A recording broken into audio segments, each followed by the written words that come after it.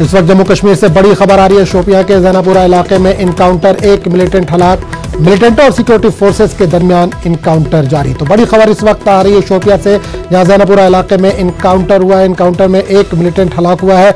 मिलिटेंटों और security forces के दरमियान इस वक्त इनकाउंटर जारी है। तो आपको बता दें कि बड़ी खबर इस वक्त जम्मू कश्मीर से आ रही है, जहां शोपियां के जैनापुरा इलाके में इनकाउंटर की खबर है। एक मिलिटेंट अभी तक हलाक हुआ है।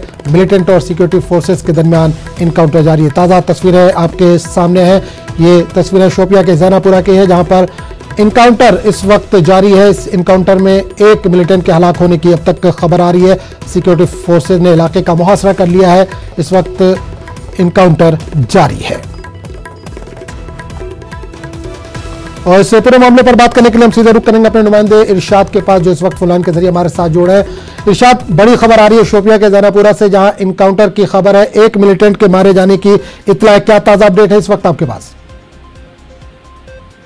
आजम जी, शोपियान जिला में फोर्सेज एहलकारों और मिलिटेंटों के मामले एनकाउंटर जो अभी जारी है, तो मिलिटेंटों की मौजूदगी की इत्तला मौसूल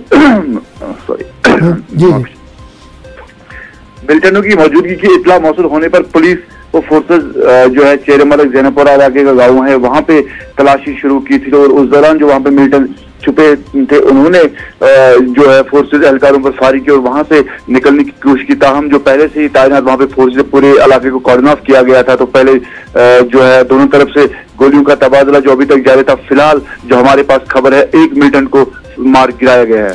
बिल्कुल शायद, क्या इस तरह की कुछ जानकारी मिल पा रही है कि कितनी तादाद रही होगी मिलिटेंटों की?